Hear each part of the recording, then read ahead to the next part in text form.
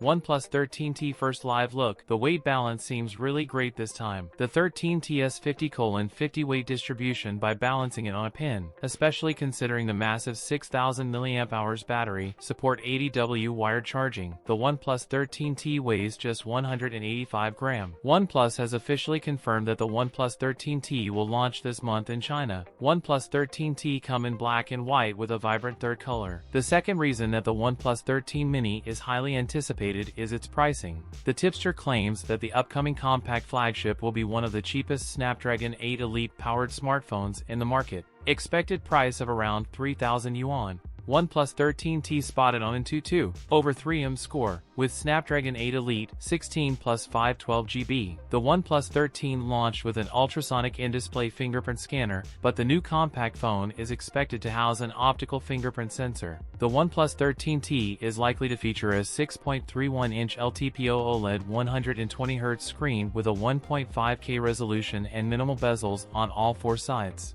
The rear camera setup may consist of a 50-megapixel primary camera and a 50-megapixel telephoto camera with 2x optical zoom. That's it for today's video. If you enjoyed it, don't forget to like, comment, and subscribe for more content. Thanks for watching, and I'll see you in the next one.